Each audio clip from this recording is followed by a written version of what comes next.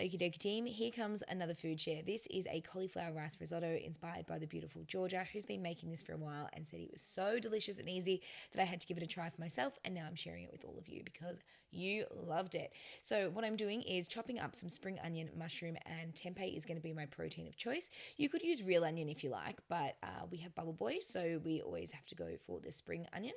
And what I'm going to do is chop these all up and then brown them off first. I always find that browning off the onion first gives it a really nice flavor. Now, I used these huge mushrooms. They were so big that I actually only ended up using one because it was about the size of my head.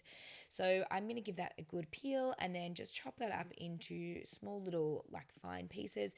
You could go even finer than this if you're not a mushroom fan, or opt not to use mushrooms at all, but we love mushrooms.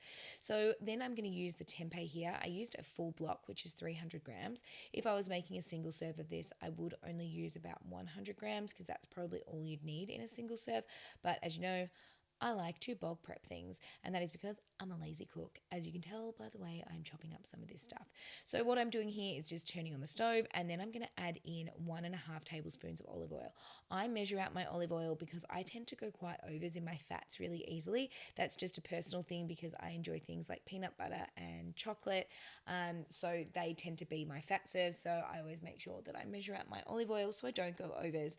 It's not something that you have to do, but it is something to be mindful of if you feel like you have stopped getting results. Then from here, I add in a heaped tablespoon of the Massel stock powder. It is the chicken flavor. It is vegan, and I just prefer it. It's not too bad in the sodium situation. And then I'm adding in a 1 cup of water. Now I start with 1 cup of stock, and then I make up a second and sparingly add it in so it doesn't get too runny.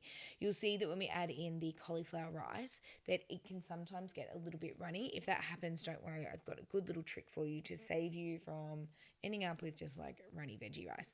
So from here, I'm going to add in the pre-made cauli and broccoli rice. I prefer this one because it's easy, it's already pre-chopped, and it comes with broccoli as well. More greens.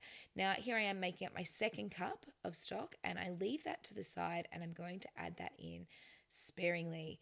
There we go. So I leave a little bit off to the side there, and now it's getting nice and watery, but no one wants watery risotto, do they? No, nay, we do not.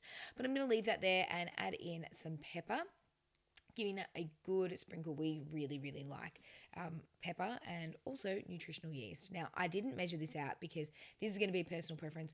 We use quite a lot of nutritional yeast, so you can see there is heaps going in, and I add more in later. I love it. I love this stuff. It is not a cheese replacement. People tout it as a cheese replacement, but to be honest with you, it's not. It does have a cheesy taste, and it's a really good source of vitamin B. Now, here comes the secret to making it risotto-like. As you can see, the water there is bubbling away, but I'm going to add in 1 heaped tablespoon of corn flour.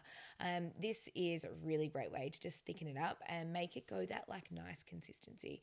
I leave this on the stove for quite some time, and it does sort of reduce. The water evaporates a little bit. Just make sure that you're giving it a stir every few minutes or so, because it does, there goes more nutritional yeast, look at that.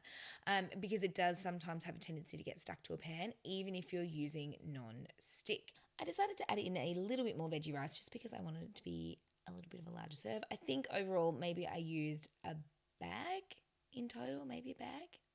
And then I just sparingly add in a little bit more stock and let that just sort of boil away and reduce until it gets that nice like risotto consistency. Just consistently stirring it. You could add in all-purpose seasoning as well. We can't do that until the end, as you can see here, because I have bubble boy and he can't have onion or garlic.